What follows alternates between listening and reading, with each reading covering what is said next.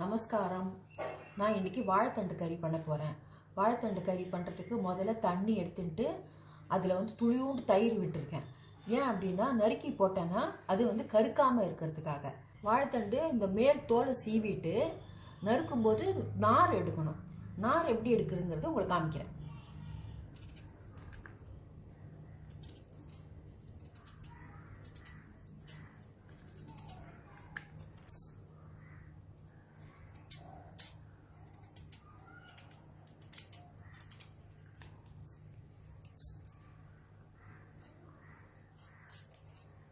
வாழைத்தண்டு மேல் தோல் சீவிட்டேன். உள்ளுக்குள்ளே இப்படி இருக்கணும். இந்த மேலே இந்த பழப்பழங்கிற இருக்கிறத சீவிடணும். இந்த ரெண்டு பக்கம் எட்ஜை நறுக்கிடுறேன். நறுக்கிட்டு நார் எடுக்கிறேன்.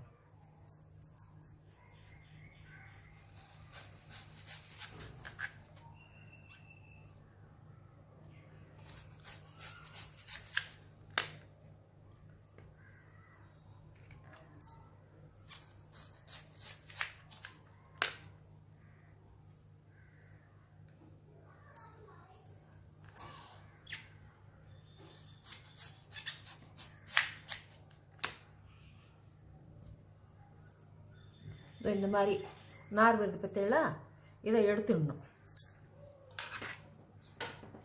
இந்த மாதிரி மெலிசாக நறுக்கணும். பஜ்ஜிக்கு போடுற மாதிரி மெலிசாக நறுக்கிட்டு இந்த மாதிரி நாரை சுற்றி எடுக்கணும்.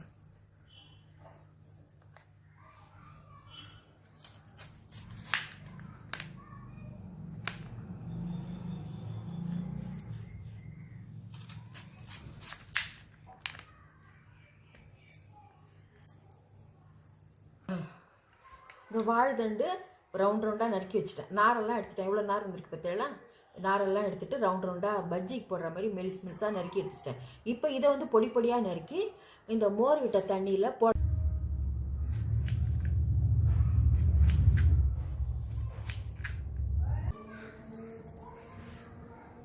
இந்த மாதிரி பொடி பொடியாக நறுக்கி இந்த மோர் தண்ணியில் போட்டுடணும்.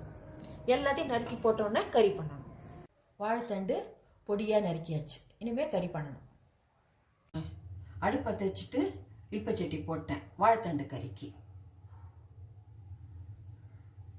எண்ணெய் விட்டுண்டு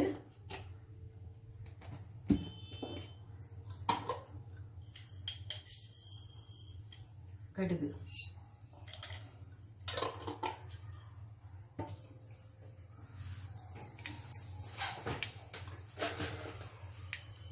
உளுத்தம்பருப்பு,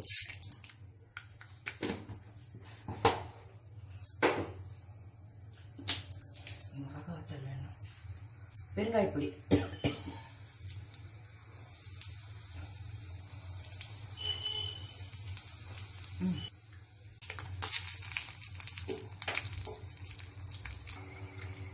இப்போ நறுக்கி வச்ச காயை அதில் போடுறேன். அடுப்பு பெருசாக வச்சுட்டு கிளறி விடணும். அதில் இருக்கிற தண்ணி வத்துற வரைக்கும் கிளறி விடணும்.